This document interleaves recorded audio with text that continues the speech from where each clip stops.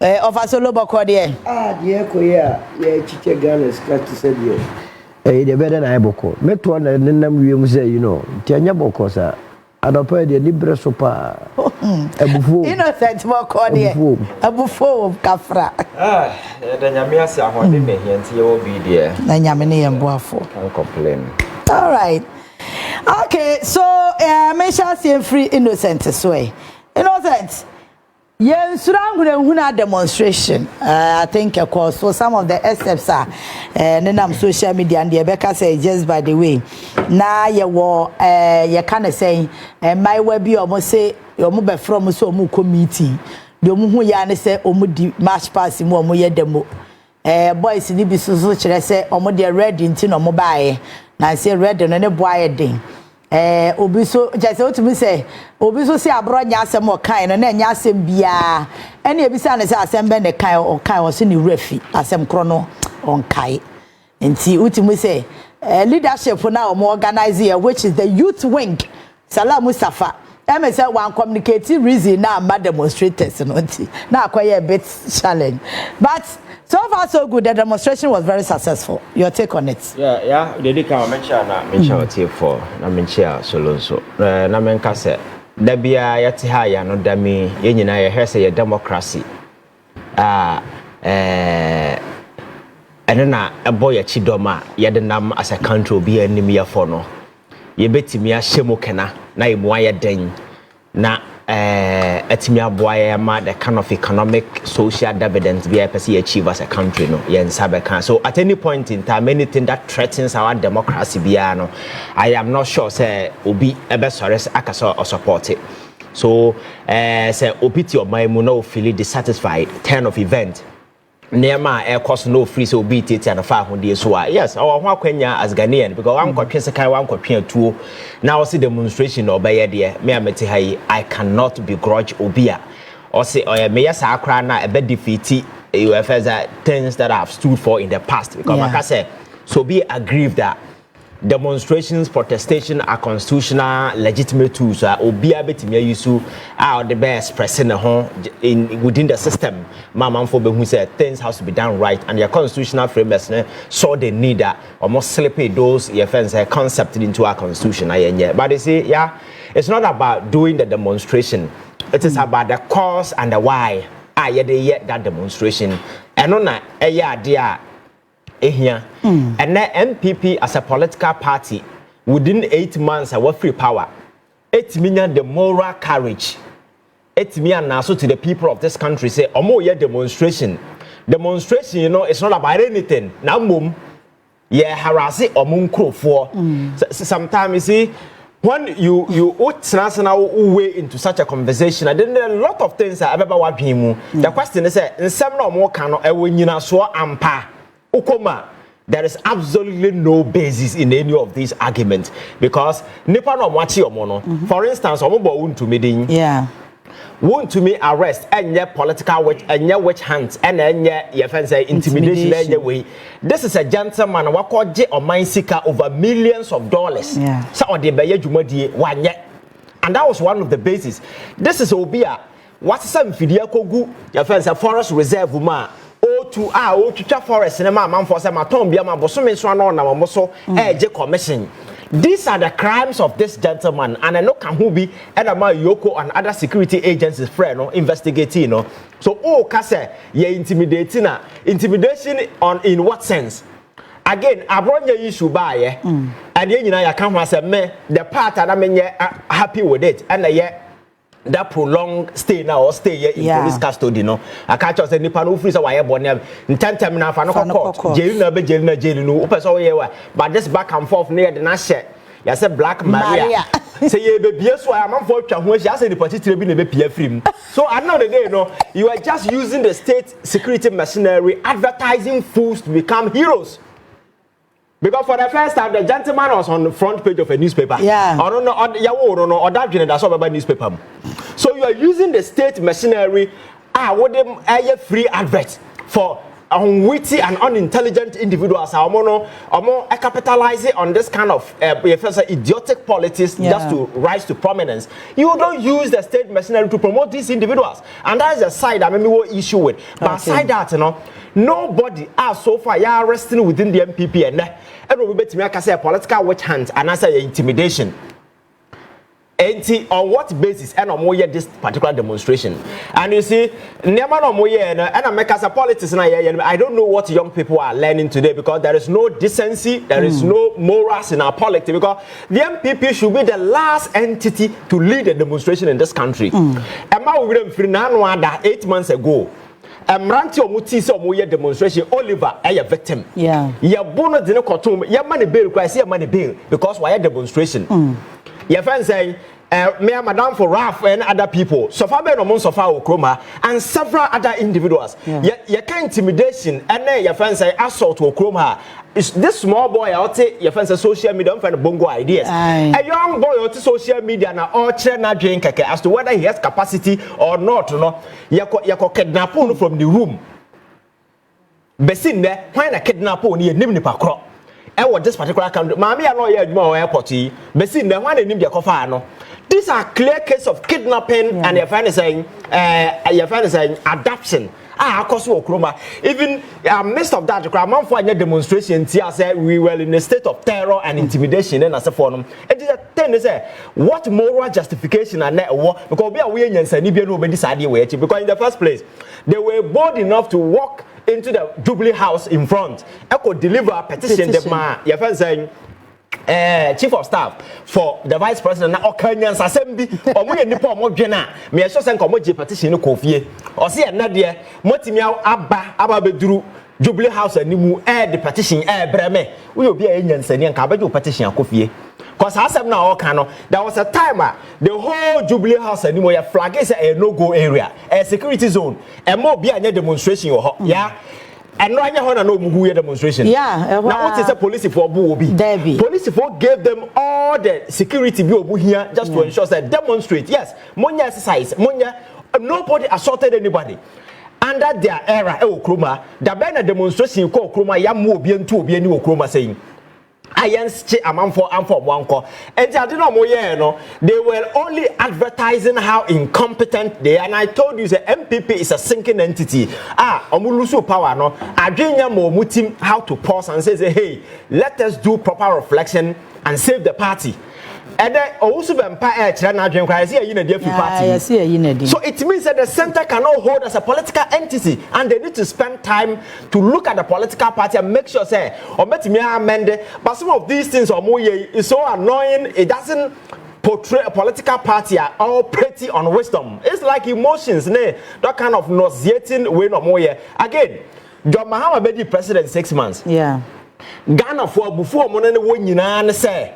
Onyam prosecutor akromfo be wi aye no exactly, and that is the anger Ghana for woman John Mahama and this a wo kan che so intimidate wa sa onyam start ye sa intimidation no mo kan no and start ye afa na e ba start e do win a psychological warfare no mo wage on Ghanaians so omo ye way just to offset the upcoming offense specter na e ba no because oye way na we are ban na won stronger.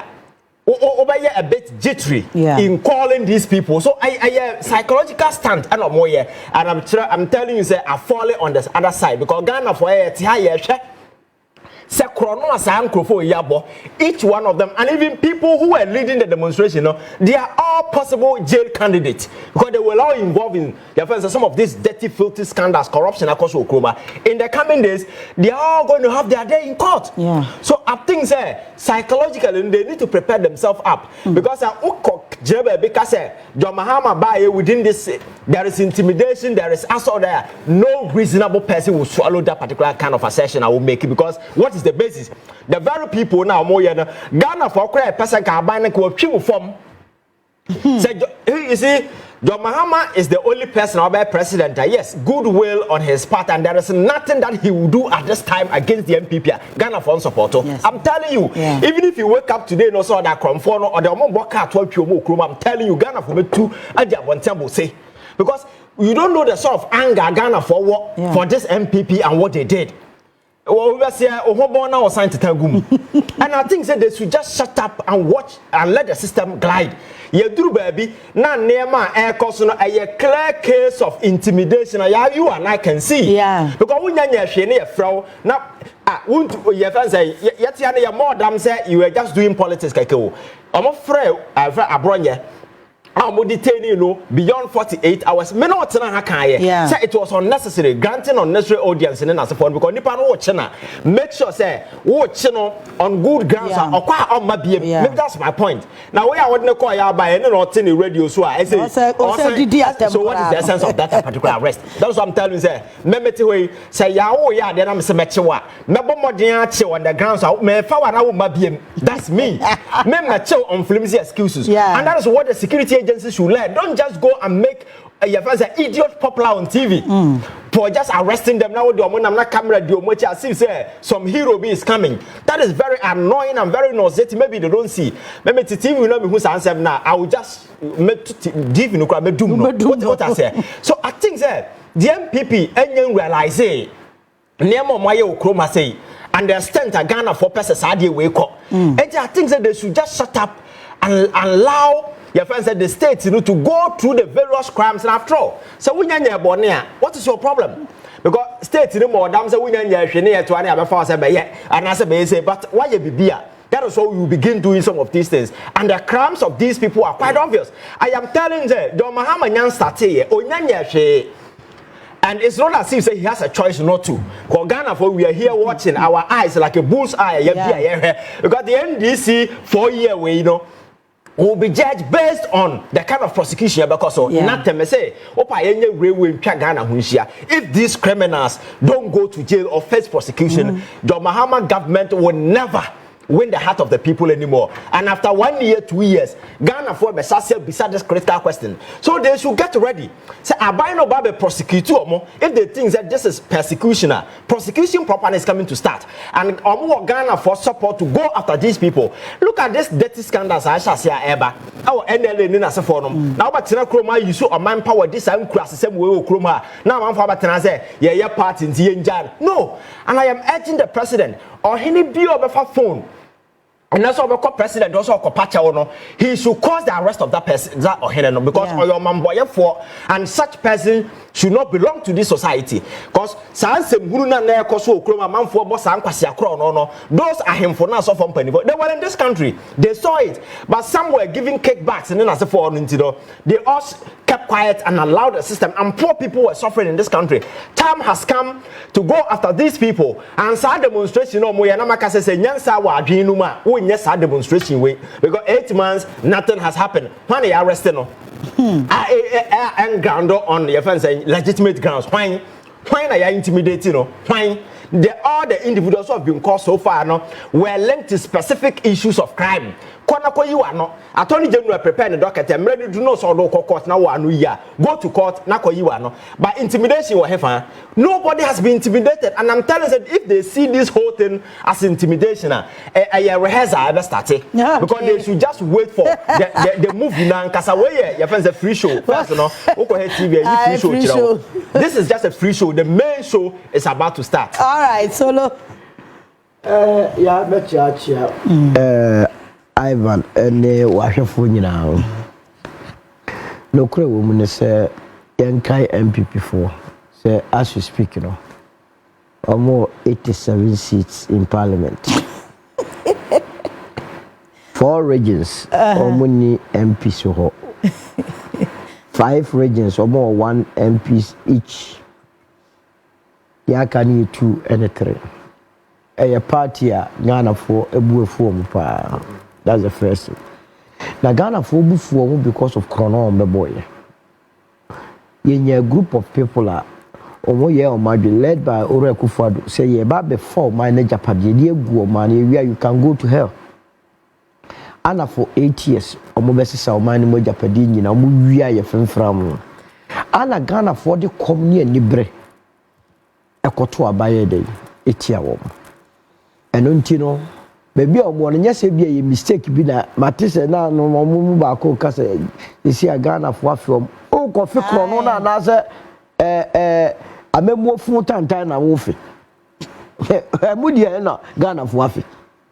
And it also motia CSR. Ghana Police Service. Yeah. What is all my recruitment for Frana?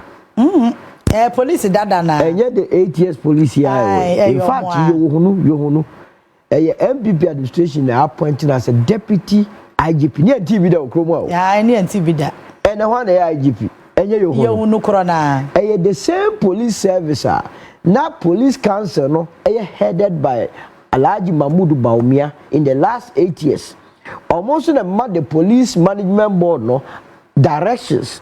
Omuna hesa ni oma ekoyi ana oma hye police no kama ana oma gya ho no oma dia mai na oba only 8 months ya wo say you are being intimidated it means just ana wasa ye board say yensuro to be demonstration say wo de wunsuro ai and to kra de why like the demonstration dia ya kra wo mu ni say endra demonstration say endra chi no na post for more than 200 ebo omo ban o police for now omo se omo hunu no omo anasai eje omo baba ya tata de omo call Jubilee police headquarters no mo do police headquarters chese omo muwa de ba kokra the way manner they were speaking now I don't blame them escafo amantem omo be wi omo anisika ana mo from honorable kwasuafo we no mo from honorable obi a one more brother winning the time of free school or buy ya obewura politics when you no time now friend honorable what is honorable about such people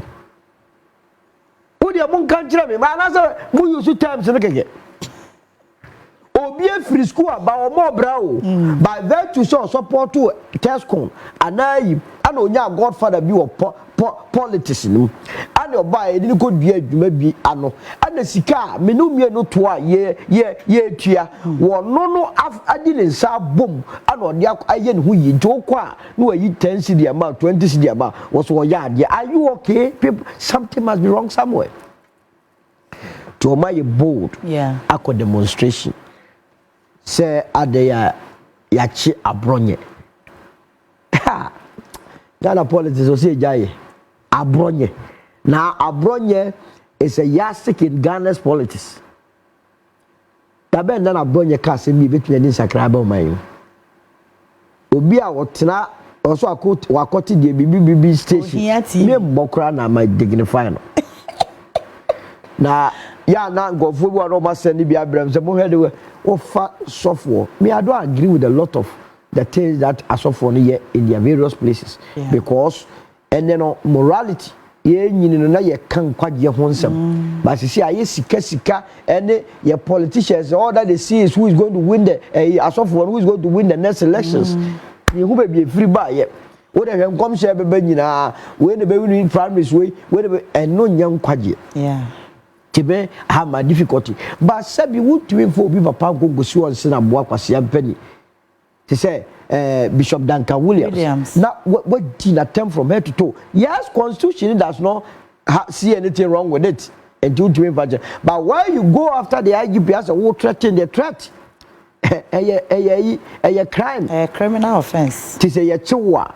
Now, ye young govwa. Omono anyway, so more opposition we need to be Tomo sorry, they want a place of we have converge. Now, omo achicho more. Ti Abronye ntino. Ye call demonstration. Either than that, Abra moche Hanan. So man go demonstration. David. Ye che Apalu, go demonstration. David.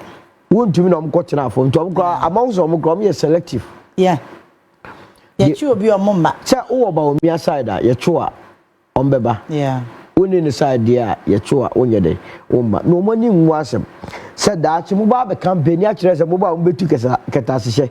Na ye chua more catashe the pro and the cankai a bomb one demonstration. A very Ghana for them.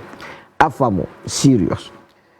A sika warm and I agree with a Yoko Street in this one. I dear back one for the board of mama and administration. So war any say omuntu prosecute to a confor. Mobile munya investigation be a MPP for the woman be a mono who say you minus swan information. How can the Attorney General convince me city yes a 1 hour catch as a 548 national service? Every day be a who say be back home. Tibi se wo de gadinka wo court eba na wo amend rate no wo de eba no na wo amend but no mo court enso no me no ka say give to worry wakwa kwaji position kra ogiefi yeah hana me boa Mustafa Yusuf or dash left right center or no crowd here beyond the national service no okay all African games sika pudia branch here no so Ghana no adokono ne emu enti yae on what basis na nkofo gunsa won bone esan say woni kamafo wonye politician to no de offer 1,000 cities offer branch ne yi no yakochina to what you wiaye no e what chance on you enjoy what sort of animal farm are we country are we building 4 legs bad 2 legs good need I know why I don't blame them as I say start or more abano as so I don't want a ban way or more cassa be a almost cassa time for sa my emre ninka so power is transient yes you have I don't quite was a much a chum guno. Dia woka sa no ko hwe nkratem ne ho bon a menka so obi nya boni akoche no ba we bu de oba boni etara omo da omo ko demonstration me hwa kromfo pa esa ka se yensuro ye hunahuna na me hwe di na me say the crow we say they need leadership wana let the state be weak and all of us will be weak yeah police no no omo hunahuna omo esa se omo pese omo ye ne sa na omo di twa afi omo di twa afi na na se bookeva no ma start na mo say ya kromfo ade na mo anche because that time no aban no pressure obeba Abronye no so that time na ne ba be hemo mo nsemu ye bu policies said the nyuma ba kwan ye we ni a ti ye de be tani hit no so no mo so abe ke ho ne ye tani hit mo so owre fi omo de that time ka so kochi obi ka so ho kire wo ntina ye de o kochi no whoever is advising this attorney general the all jinamu bia no he is doing himself this country and his very own party the greatest disservice omo Esan say buffer stock pa wo hwe pudu a kofo ya be ka kire say na do tamale ya obi abe cho hana ne dan young man no more brother ko he tamale wo de boya mo fam camera no ko wo si abronsa no ko na BMW series no de mamienu kokko eye open secret in tamale o jaje yeah Mustafa Hamid oba NBA afi na kala na toso most 280 million and Matisa Abronye bi crowd the chief justice ye ni free su mami say yem prosecute yes say the bem nya 337,000 it omo modi million some choide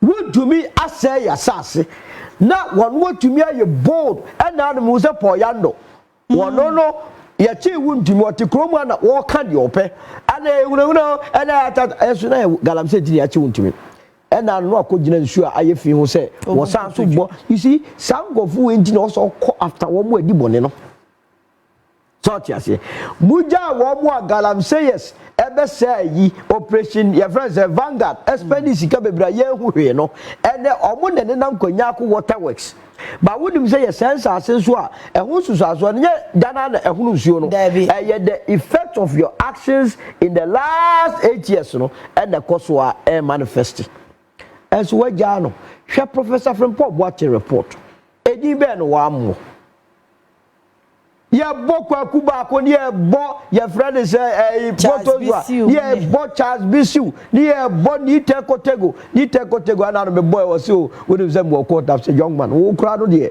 me ma wo side o just here ye bo obi look professor from Pop watch be tutama no pay say ono no wa ban mu no tumi ahwe ne mampani anim e mind you no let us or report no or to one chief of staff Frebo pare instruction no say one for the report mra and to the report beautiful say na omo mpe no kro no prof the officer or kind of kre catch say John we know the greatest danger to our forest o kan we nyina o de ko na Kufuado ade Kufuado yi Alistair Matias so one na connection e dey good every month we are no ship 40 to 60 million dollars worth gold to no connection man na worship gold obere no akoche wo mo eye connection gold no we Kufuado the gold mining company we enye galam say yes ya na no ye wundumi ya no mo de to the extent say wo mo to be the forest e okromu anya in 2018 e ma se nkotuma gudie de sa forest ne ma ye no na sa time ye ni airline 2462 because airline 2462 no about 2022 omu so dia ma omu nkofo ese no ana om de airline ba se ne be legalize sa nyamra se ni pobone se be wo ya ye nyini nyina ye bonsuo kura tra na ye me research bibi se ye just to say wo offend ni nsuo no modi e Akufo-Addo papa pani a ke ye hwewo a ye nya ye nkura nse no wodi kwaye no ama se ye nse no na ye yare a wo so ye mfa nkoshe wan what's your information against cabinet member? And the sound of when ya were say, was sent ye chichi woman in a boom. I know mobile most among the two tears and demonstration can you for whom and share police service because of more elements of police service. Or more information say, Munye say, and a bed, a beboa. Now, as I saw money independent, again and on bay. I'm call second, I'm going to catch a trotro drivers a mate for no, and the kaya phone say. Made for you, I'm catching say mono a shina motion in Tampino. Ye per se a boam legalize it. And I'm the other boys no. Yeah. No more chain tampe bottle bear 30. No more the my boys. Well, who's a boy open low minashi? Well, most sisters and a girl so also dear. I can't for a catch of the paper be a matna. Timunia Chile meeting. And I'm going to go for you. And you are no pay MPP Callis Maum and Mudiachi no moshi. Either than that, a dear pa, MPP has more than 200,000 core supporters. Yeah. My register say, omu delegates. E modo do say ni acho mu judge police hu no. Do say, Ghana for the club fu abana oteso. They have no business. But you see, a party and now your mama be catch us omuniska. So to come on catch us omuniska. And you know, as far as the Kwakope presidential, it will be 4.6 million. And then omuniska organizes a demonstration. Party need here no, but individuals ne ba bem when you say tam. Yeah, to me call me fear DVL. Akwaya we free no ba ko tam sika boto pounds dollars. Ni enya penny wo kromwa no patch us mo for sika but en kokkrafo ni nyina efo abone so. On je say former DVL boss no o ma ko so sika o de boba. Omo na dia ya cross sika ni banking sector. And Shampasia, Shapolita, at the Biso, I underground basis, Anna, a Shisho. Tiabicra, ma, a currency, there has to be currency data, a bit flamanca, a biasu, what dear, or more current in every room, or on Yakoso moon pass. No moon quiet day, and a young mushi, not a said ye, we can, a dear Bakwa, the NDC bar, Bemono, a catas, the pro any galamsey. And no answer that you maybe to who's there? Akufo-Addo ba bemono. What the galamsey and a buy. Yeah. Or right there behind the media coalition. They fighting galamsey in 2016. I know could you chase about Beko. And no gidi a Ghana for could you chair them. A man buy 2017 about no shell bag Adanko that way. Or best tea up sir. The committee said or ban or the presidency here. And to sending Yana. The omoya yene de eyaban yi na ama na hokwan ana wo mo expect say obe prosecute wa say Akufo-Addo call bantema no say enkoye kura because oye aya we say ban na say ke investigate no even on the matter of the National Cathedral say what to be started say what share David Abraham there was no official contract between Ghana by any David J. No munko National Procurement Authority and J. Your friends approval. Na papa started to no or ya west by now. Kaya hauling but sorry na mo jije so. Say function be okwa na change as the one that's your president. Eh grade be that you know class wa be o man pani okruba da. E to me shima kuma pass. If this is our president behavior, then o might not say get that autopilot. Na dear pa. No, would you cardiac autopilot near who's sorry, I near manager because what is your near manager? Yeah, I near manager. Yeah, what sorry, I won't make him grandson be and Ross when you're dear about fellow Ghanaians watching no cabrofu, no con baby. And I buy it to sweet, Yabasim. It is not in our interest here, but can say 8 years and after 4 years, Beba, me party, I be you a free society, I be Kusango void. Yeah. was a muteki, you know, head national service a scholarship secretariat. Have 1 year, you most about the NLE. Yeah, quite daily. Yeah, go. Hey, move from a couple. Yeah, no, so more smart. I'm about to catch you, mad that you say, yeah, Bombra. All right. Okay, messages in the baby pana. Monya botre emame mensa so say anyane hands are tied. The Attorney General who benefits from pickup can't do foco. Mahama is really disappointing Ghanaians. Please, he should rather reshuffle him as soon as possible. Elton have our say guys, please, with all due respect, Mr. Wa eno dia metwaso enye Phil Kesel was saying now per the plea bargaining law that is being entreated, we can all loot from the state coffers, and then when we are caught, we pay part and walk free. I say Ghana is a joke. On also the message is not also Kwesi Black was say solo akwaba na was say wajo solo wajo so agbesi was say NPP can never campaign on corruption again. Okay, and Kwesi Black said the two wise men are in. Yeah, Shemo stay be. All right, Ivan. Yeah. Anale. Nyame ayado ma enele yeseti ye ne de mra ma wo mo amra no e guide adwuma e wo se wo mo eye na wo mo art na wo de ye adwuma no yese maybe session 2 no oka session 2 anu asa ka sub session 3 aha mra no de ka wo ho ene say omo wo sika bi say sika no e wo so omo hwe no omo de kwaboa omo ye omo mental problem tie bia psychiatric hospital ni ade and at the aged ntie bia sika nko metimi dia ma lip ana e bia metimi aboaboa nkokora ne mrewa no na if orphanage homes ni nyina e we specific and omo boss na say sika no omo che ye na say chief of staff office ono onya 350,000 and they say Attorney General so organize a press conference and seminars 570,000 5.7 billion and Gabi Ochida kunya mu 250 asamoja nya bi kwakwanyi do honya bi D Black nya bi wan po bi Richard Ahiagba ono so enya bi omo nya bi doso and a presidential diary eno so ye de bi ko print ye di abalo no. Yeah, I think you see it's quite uncomfortable say on daily basis you ba betra ha na ye ka krono amam for boy. I'm sure some more tie nkra no they are tired. They are sick and tired because at this point, you know, the more party the action our government as spring emotion to arrest these criminals or mu yusu nyansa kwan and am catch nipa no mo krono no senko mu nim nyansa akra de anka nya problem.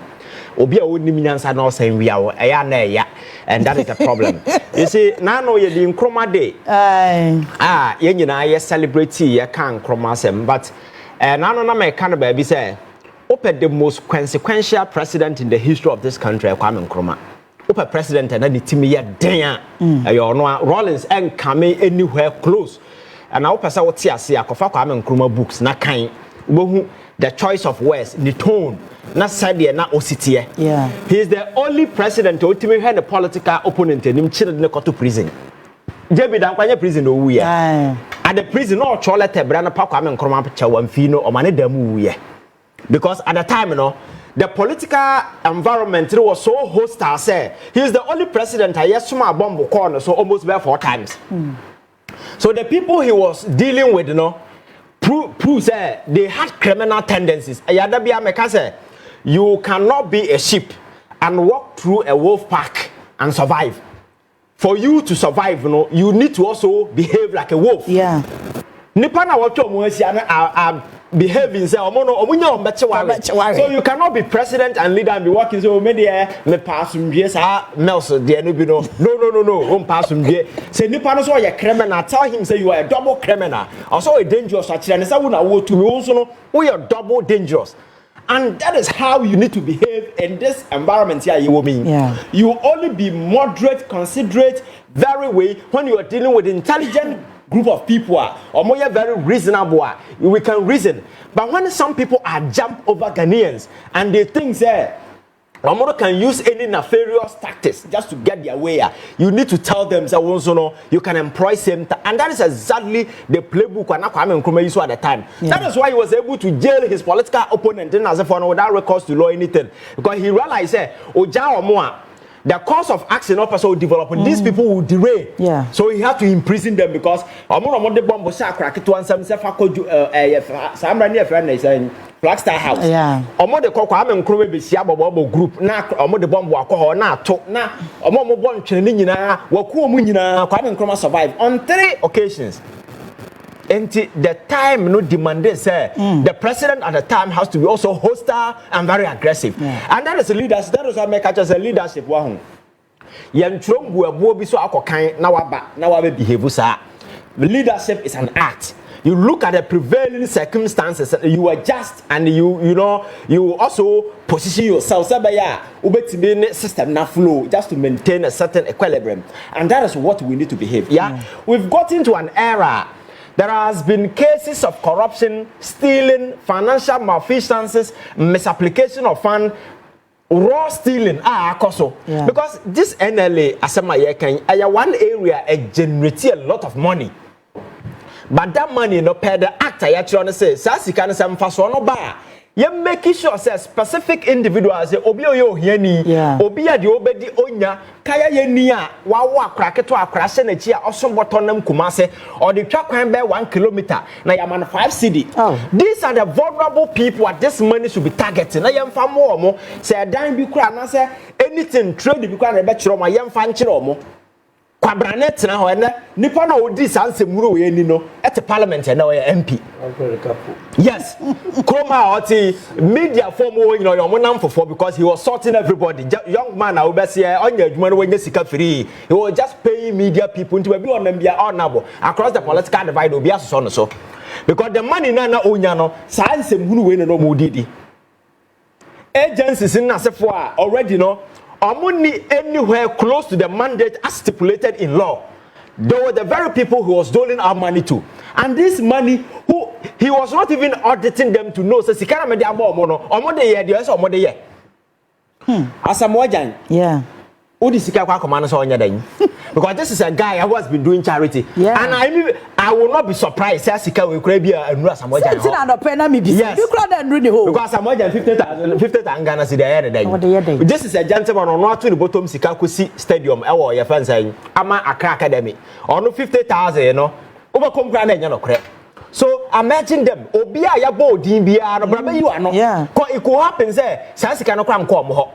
And some other individuals are connected to power. These are individuals are within the stipulation of the law. No, they are not supposed to even get 1 cedi, but they were giving this money to them. Be black or not, born in Sika or the Sasika way.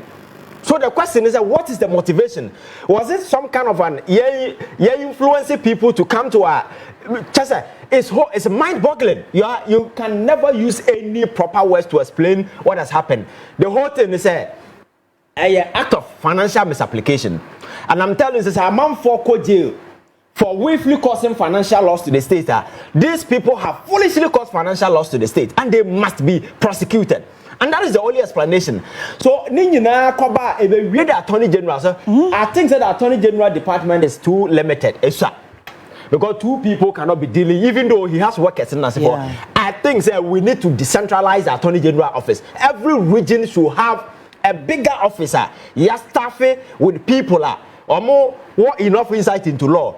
At every region, I think that the prosecution must start and should be spontaneous. The investigation must be going on at the same time at the regional level. So the Ghana for we see the seriousness, because these crimes, I say no anger no any MPP should be able. And any corruption be able to uncover in the MPP government. Abufono is not going to the MPP government. The question is, what are you doing? And for state as a private entity is doing his job by unearthing some of these things. It is up to you as an AG to also act. Because some of these things, and your for state can answer the back. Because the state machinery, you have the resources. Exactly the state should be the one leading this particular thing. In the for state and farmer. But over the years, we have been reactionary. This old private person could transfer an investigation. But and some state we are seeking in Sano about acting. Ebasa, you are advertising incompetence. And answer the willingness is not on your part. The state should be the lead crusader, leading charge on netting some of these criminal dealings. I also because crime there, you don't cover it and say oh yeah investigation. No, a public interest case. Whatever happens, inform the people. Let them know say this person on this day did this. And near man I no a contravene establish rules of engagement. Yeah, there be a metanaka say in governance wahu.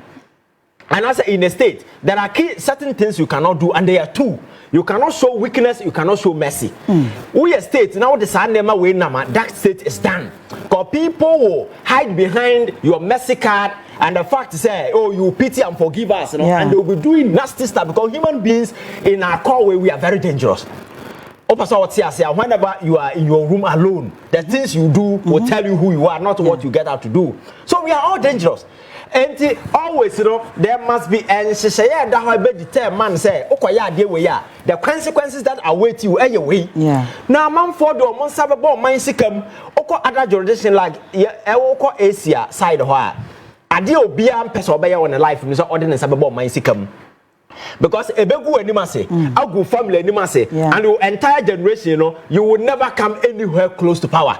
But these dangerous criminals are still hovering, telling people, say, and power never sign back.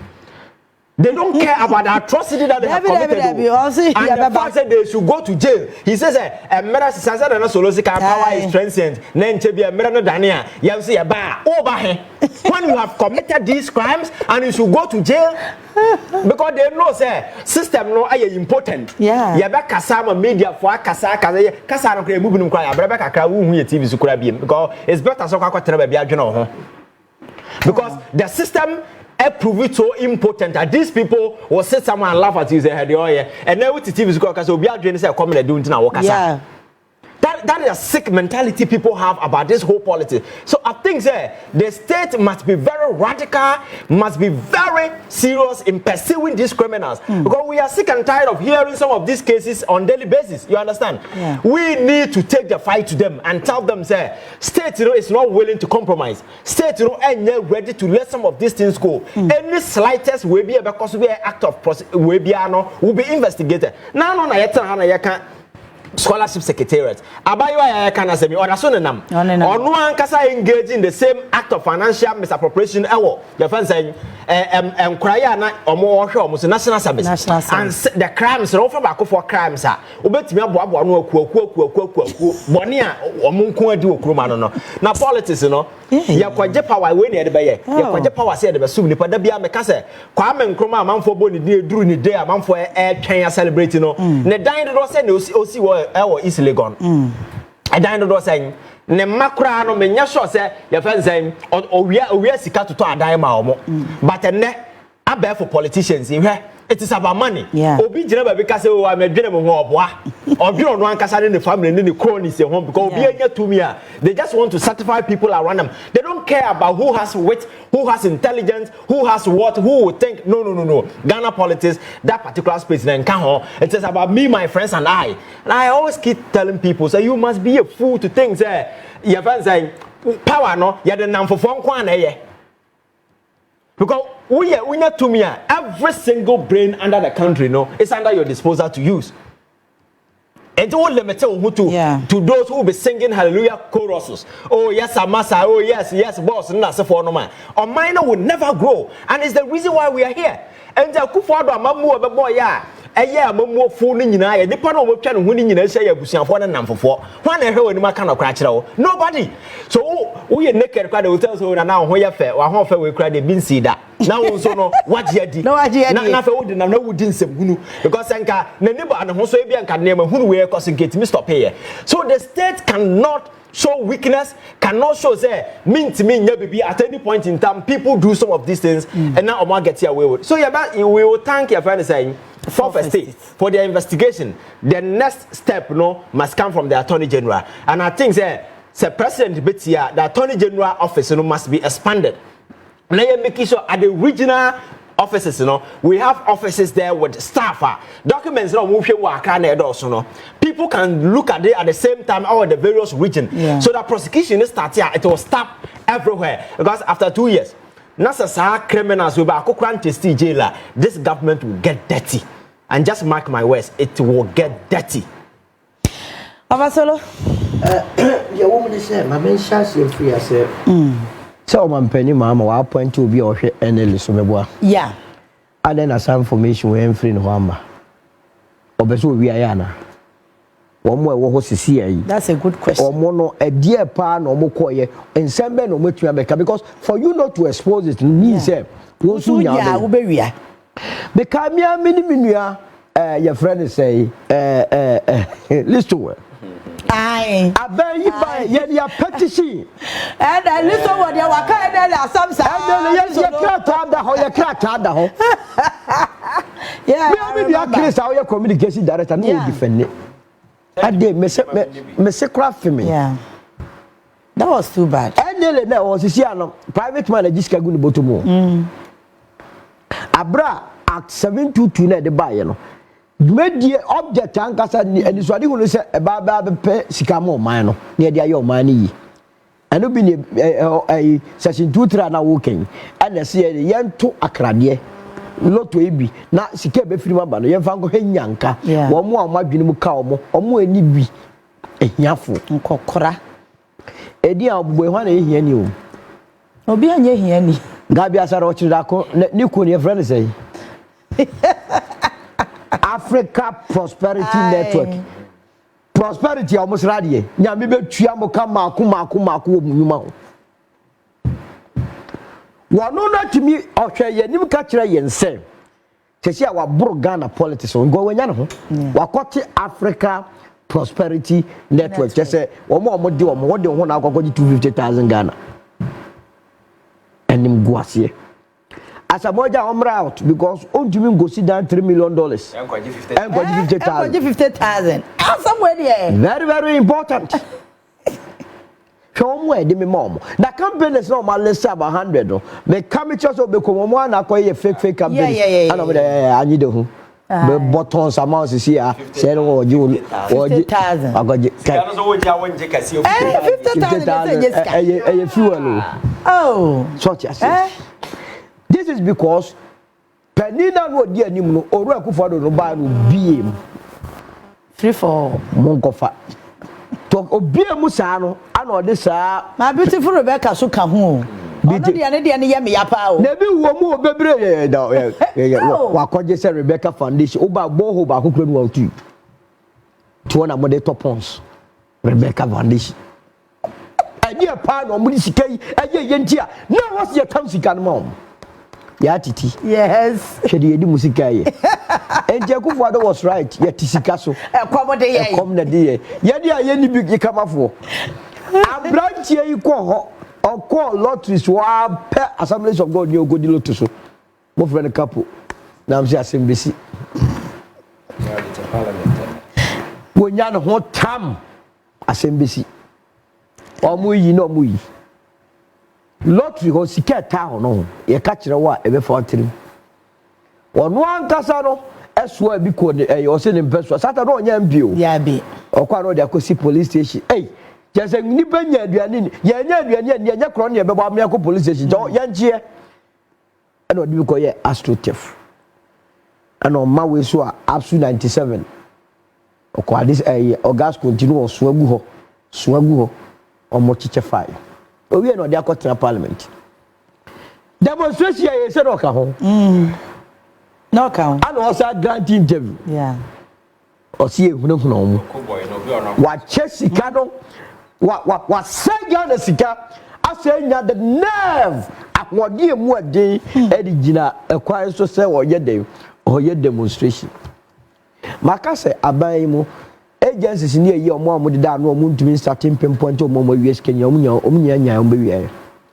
esan say krono look mo akire de bia be ba me ka che apartments spring up enye Lebanese for san go form any India for de bia be sha me mam warning say mu kro mo skani ho mam ma ha e me create impression say mu ska mu nyina mu ba kro mo mu ni kapre na Ghana say be yenya politicians adwene no form nti ni amamo nyam ho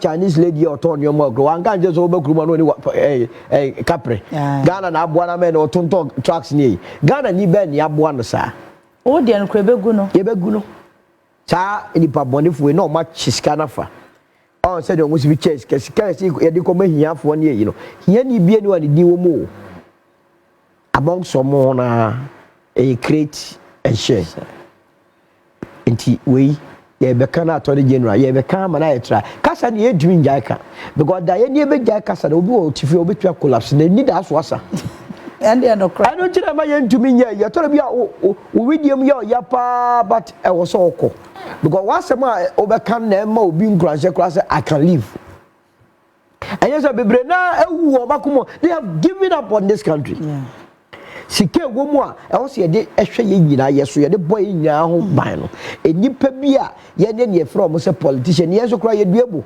oni veranda oso benya adwen kofo ya ye se de bia ye de ani koto obusu abrabo be pa no mabonti a ya odi we de tonso chief of staff ma me ma de nka ye bihye ho Rebecca Eji na chief of staff osoje la kara de nke honye yikura na sa Godfrey Dami wono so ade bia be ko be kra no ko give 570 mo fa ho to mo as far ma me na me hu figure no 5.7 billion 5.7 wo attorney general a wo hwe emra so de nka court na akọ wo di 5.7 said okoye so record there for conference and seminars ewurade a Godfrey Dami ai akwara no ye connection e wo do bi negotiate say ye go to obi dun no sikadie basa akoye petition say no but that say GL no I don't say ko say and sa judiciary ho no de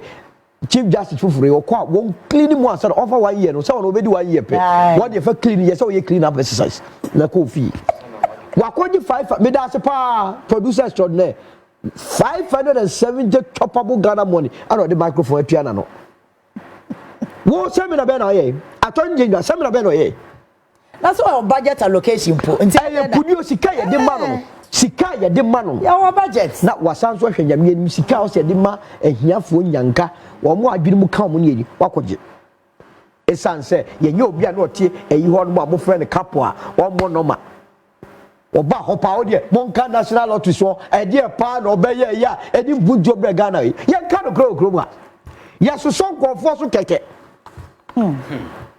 so one society mu deka no so president di also per president ai won one opon group interest je omu nyina ko ba obi by force so emu ago no dey na million so be party one na nui o ti bin kan to me say yi na di omu yo so be party di na party na be ku before January no sadia na mo yase mudi moni be si Kennedy ni ko for o so dia master up no so be ba onya abo ojo onya better sa o ye be guru na obi we dia o so be ba we dia me na am si to bo ase o mo ye he guru before January I'm telling you because and sembe do so be back Abronye nka se dia se sa yeah adena mo dia mo mfra Abronye no se onko disciplinary committee and I said the National Council.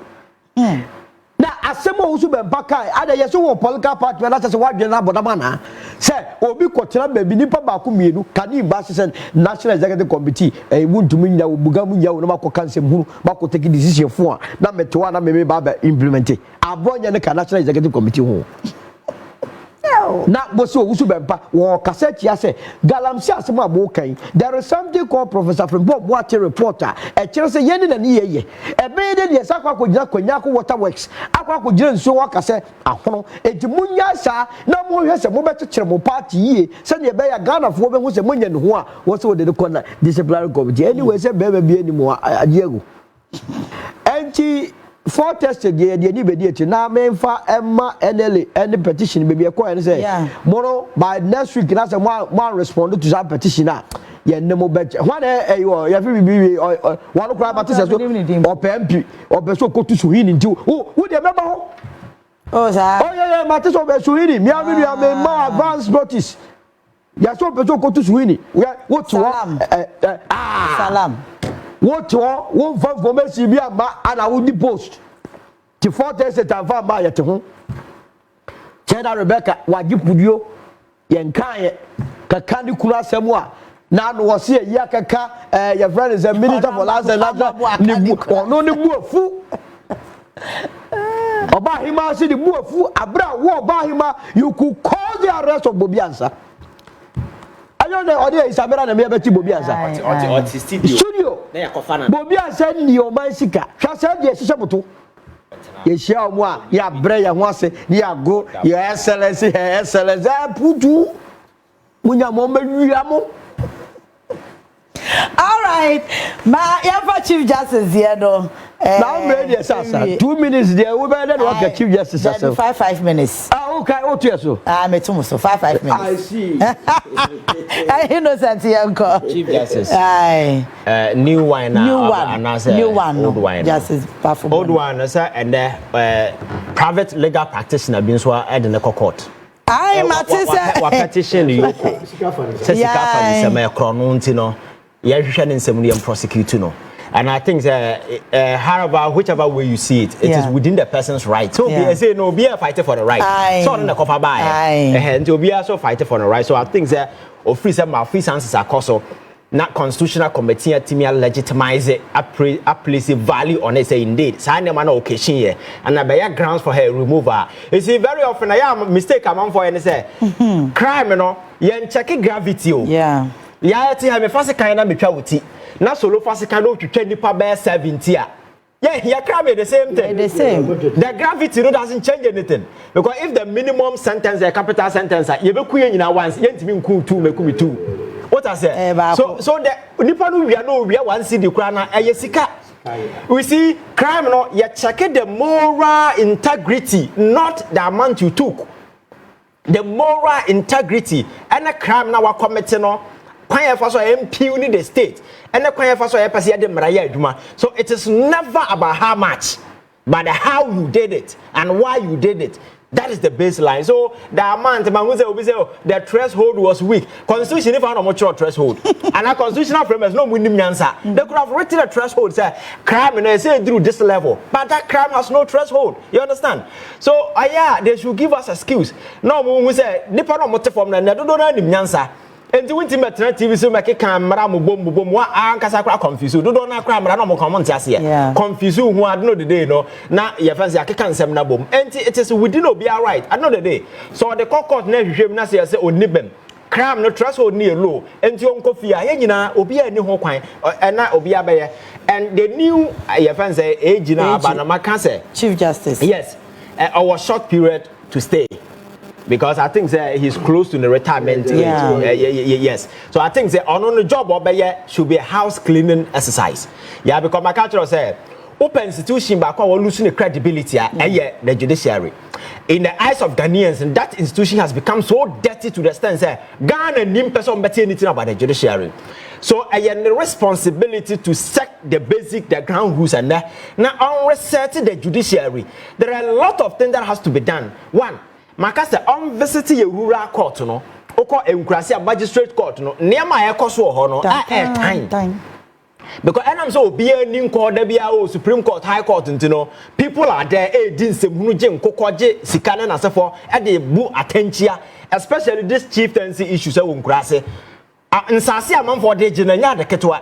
We need to go there because justice must belong to the people at the grassroots. Akra hadoro say na wa saying and the whole is omo na niko na appointment na asefo no muguso omo ye sa se clean ho ansa na yemfamra top na ye medru a pointer the judiciary the executive can do whatever the legislature can be but the executive no the judiciary no the fidelity should be unwavering, should be absolute, and should be unbiased, very independent, neutral, and must espouse confidence, integrity at the highest level. Enti ya bo na se assembly ye kokota then afana for obia wa rehemu say this is a competent court of judicature ye kwa minim say assembly be dia diniye na enye say obi akwaje aponche ana obi political party nie ana chief justice behwe ba bi accept no corner a favor abanya na wa shada asset date ade na yesi ye stop no omu ye wi ansa na the date aba. You don't do that anywhere. We see Ghana yesunya mra na kodu ba bia na ye nim nyansa biem. Yeah, the whole essence of law is to hold society together, to fasten our integration, our cohesion. Yam kwa yesunya mra from a jet nyewo TV so Bakroma, yes, radio lawyers. Kroma, Obetis Obia law school, TV in the Quatta Jim Quasachin, no. Where the crowd, now lawyers will be a Kusia, so let's say we handed that we say so. We are even betraying what we learned. Yeah. So the people are embarrassing themselves on TV. The whole essence of law is to fasten society, hold our integration, make sure that society does not break. Your social fabric will be weaved together. And sabi to me as a survivor, because you take solace from the fact that in the olden days, you are not maranya juma. Obi a comedy will be no bold we could see or you don't know more child this is how they will be another maranchano because not a civilization you know. Yanko point is so in any case, and he never intervened. Oh yes. When people were being killed, God doesn't intervene in human affairs like that.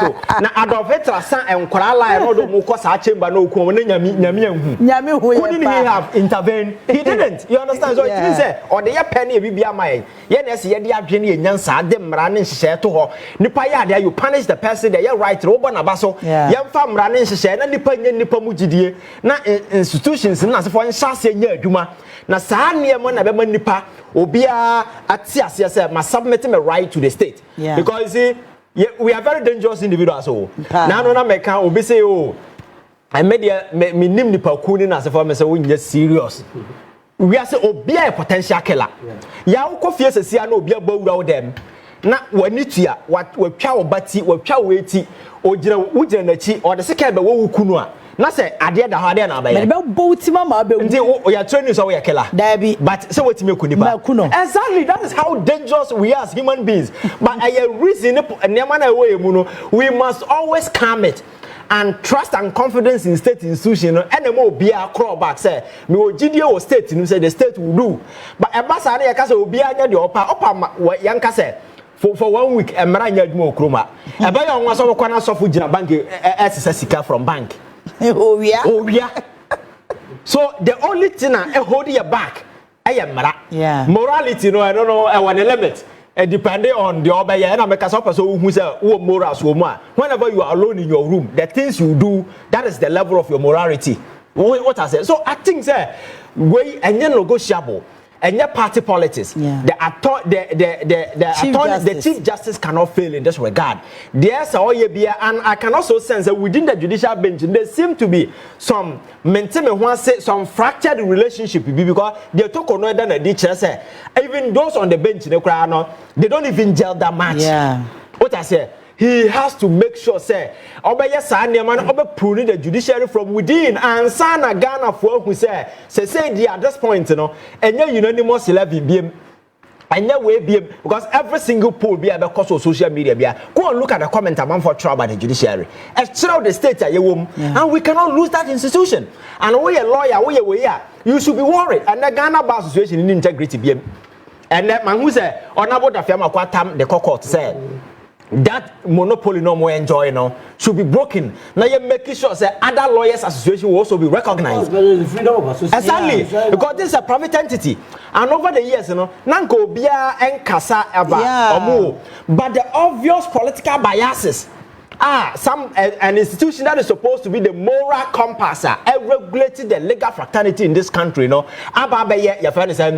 kind of a terror arm of a particular government.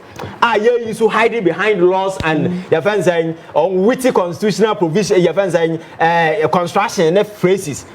Now you're the kikan somewhere lawyers. I know that you know that this person is biased. Some can answer be him, but or hide it behind Ghana bar situation.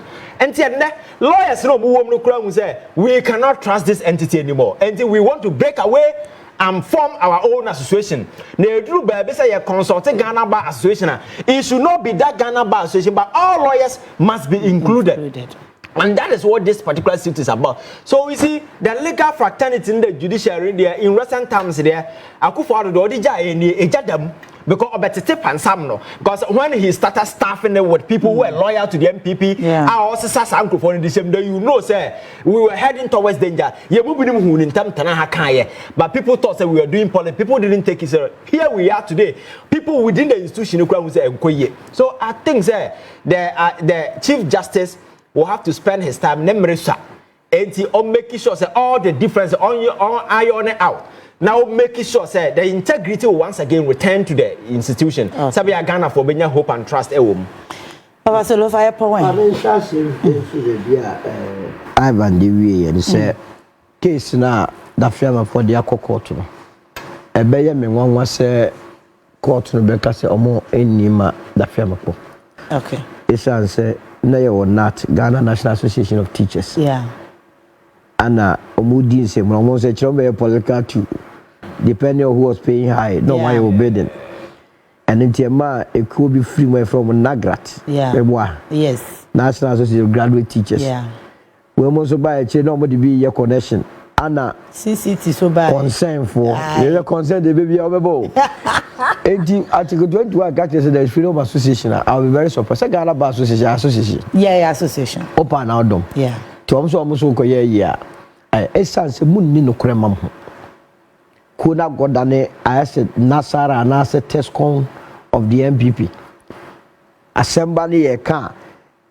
Removal of this Chief Justice. A bar for no man said comedy no crebe. General Secretary Becca so when I'm a year. I will call about the court chili in some see I'll buy so and yet constitutional. I know when you're para chicks be almost more commonwealth and say Muno yet groomer. I'm saying, yeah, could almost go.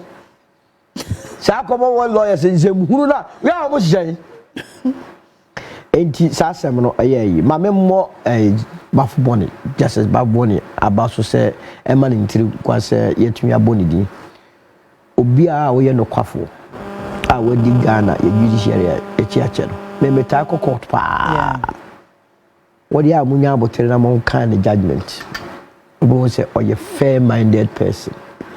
In fact, the problem with this NPP you jump fan so because before they appointed in 2008. And they said in the election petition of 2012, the ruling no unsided with NPP. A one of fan what I go for were you so petty. Very vindictive. You fan the Trimuka. Obi all ye na jumano. And to my idea one kind tino was here jumpy in Kumani nyina e fa so me kura de e mo so when your heart attack because oh yeah juma under judiciary so there are 3 grounds to the justice free either misbehavior, incompetence or infirmity. Obi anka so misbehave ho obi anka so incompetent obi anka so ho do no in what basis na ye jump the juniors ahead of him. Me feel say unfortunate. Justice bafu boni anya hwe fie ba ko ubetumi dia yen sakra bebre legacy jabibi magana fu hu say Paul amantem kwa de odi sa so de Paul odi ese di kafo onye ne sa amaye na judiciary ndi eye kun judge bi say ameko petition me yi no on kwa de mi hu de nti oda so bencho Krono Vitay, where the Abedebeko or Betimenka. And na a year. Look, assembly see UK in 1812. No more Prime Minister be a friend of Spencer Percival. Spencer, now UK, among Fanco for zero. My papa be a friend of John Bellingham. Or no go any business with Russia and your chin the two. The chin the two more no. UK government and Fanco Buano. Ano de demu ano ba back you know and will see wa ban say maybe a British national minya amane e wo Russia no obi ani ho a oba ba be obviously petition what tron krata do sa de bia no o tro kwa one day ana one of the secretaries in office okazo the person we bia no yeah ya bro to no fan say also the person me bia menya dia and as between ko prime minister na the leader of the country and a top pistol. And the Cotina Westminster. And Spencer Percival. Every muko di juma. Or quack or answer questions. Oceana na pew. Or bonus one go a beer and a John Bellingham or Tena.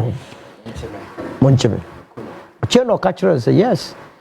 And yet what time, but a year set one yen a juma so obey safeguard the interest of or no as a citizen of Trianeto.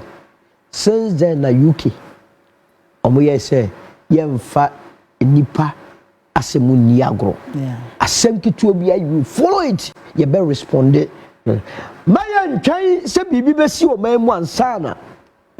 Yeah, what is right? Several things have happened. Ye nyina so ye. Mabunu ne da chi ne ye se no.